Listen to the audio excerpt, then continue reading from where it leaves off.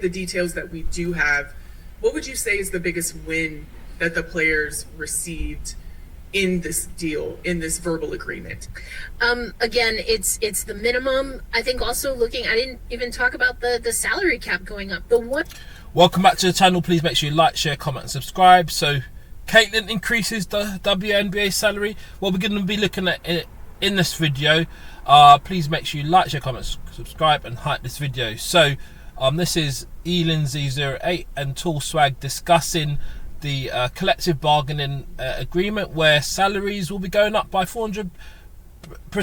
And I have looked into this, and it does seem to come at a time when the profits in the WNBA have also increased. So the WNBA is not in any sort of losses or anything, particularly in the year 2025, and a lot of people give credit for that to Caitlin Clark joining the league, and maybe you could argue that the rival with Angel Reese might have played into it, piqued a bit of interest in the league.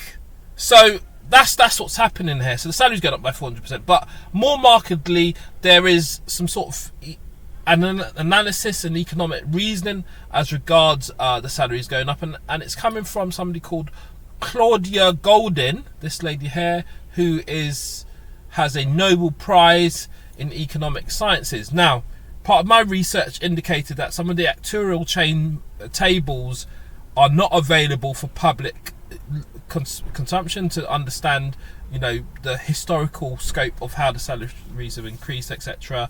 But and because the reason why I was looking into that is because I was trying to understand whether I would be able to see whether there's some sort of academic paper that I could read from Claudia Goldin on the subject. There is a New York Times article which you can go and read, but there doesn't seem to be, the actual background data and the analysis.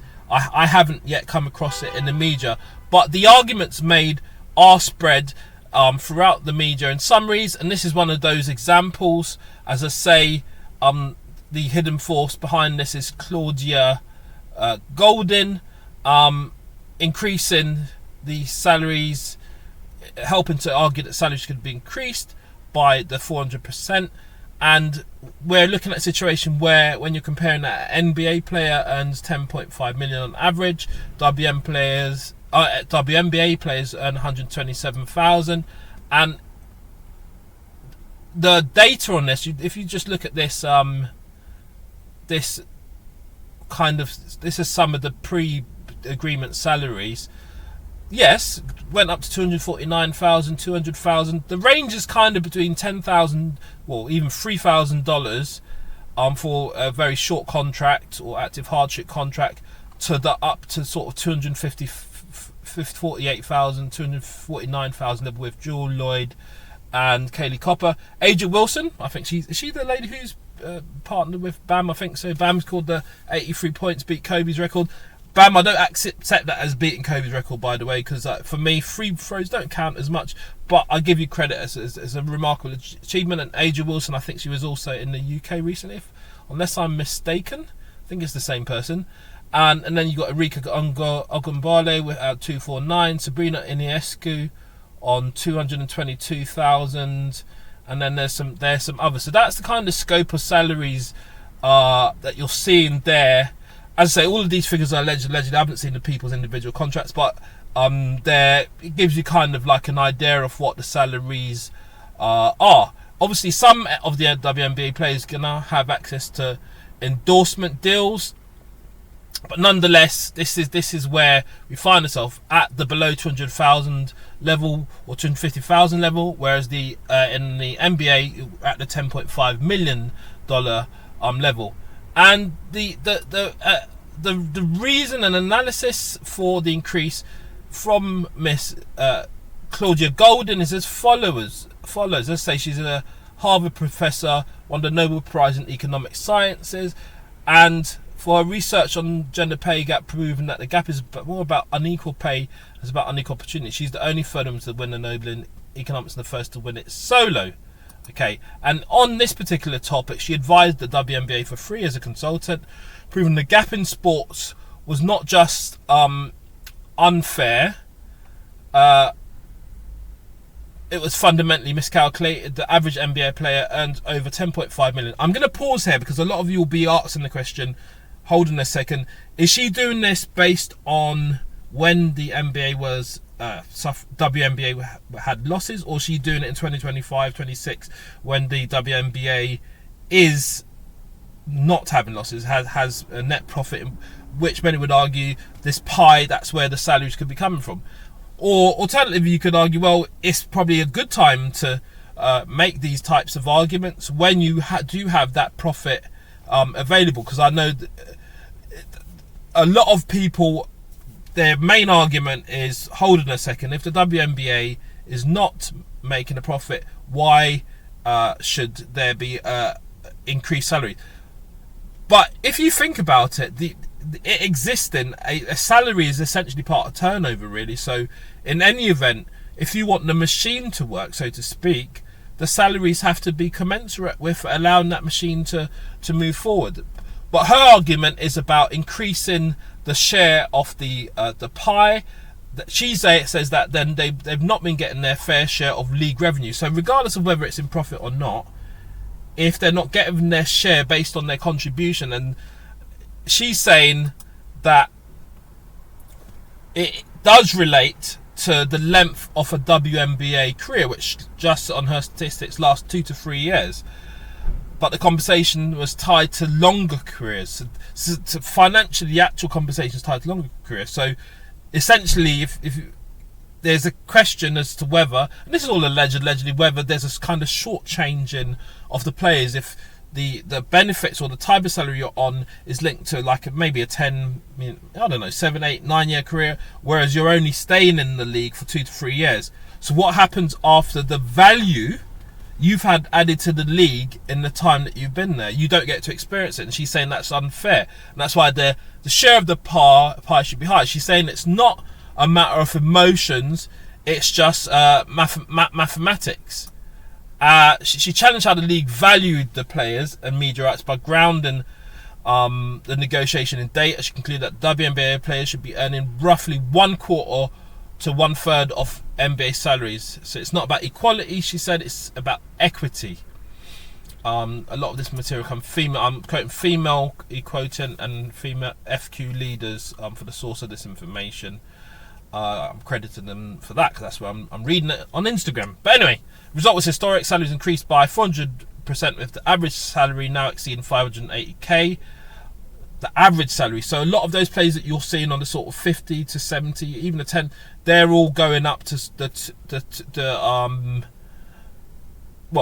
going up to the 500,000 pound mark, but this, because you're saying the average salary. So know that if that's the average salary, I take it those at the top are going to be earning millions, or the beginnings of millions. So that it's all change. It's all change really, and a bit of a buzz there. It's all change really, and there's a few articles on this. I'll just load this one up. WNBA players set to make more than $1 million a year after new CBA agreed. That's the collective bargaining agreement. That's what CBA means, and they have been protesting about it. Caitlin, I'm getting loads of messages. Caitlin Clark, they're pay us what you owe us. They're saying it's not fair how the pie had been divided up. The specifics will be finalised. So there's a verbal agreement apparently, but the actual specifics will be dealt with and ratified by the players and then approved by the league board. The deal is expected to increase player salaries, with some players making more than $1 million a year for the first league it enters its first season. The average annual play will be $600,000, up from $125,000 in 2025. Minimum salary will be free, so $300,000 minimum salary. So a lot of those players you saw on the sort of 10,000, 3,000 for the short, contracts, going to be going sky high, up from 66,000 in 2025. Supermax salary will start at 1.4. Each team salary cap will be 7 million compared with 1.5 million last season. So truly meaningful increases. So yeah, let me have your views on this, and it's going to be a very inspirational as the centre. I hope the young girls and women see and feel this, know their voice matters and their value matters. But yeah, let me have your comments on this down there below. Obviously, please be respectful. I'm expecting to hear adult, critically analysed comments. I'm not just, let if you've got arguments to make, put them respectfully and make them make sense. But yeah, it's all change, and this is this is with a context of an increase in profits as well. You see Claudia Golden there, were economist as a detective, so obviously she's very experienced in that. She went to and taught in a number of different institutions, and really and truly her advice has resulted in an increase up to 400% in pay. So that's where we are. Please do let me have your comments on this and what you think the impact of this will be. But it's all change. It's all change for the likes of AJ. I don't know how to pronounce her name actually. No disrespect, Aja or AJ Wilson. Caitlin, Angel Reese, benefiting from the advice of Claudia Golden. But yeah, big up everybody for listening. Big up, the channel's really growing. Please make sure you like, share, comment and subscribe. Give me your views, hype the video. But for now, I'm done talking.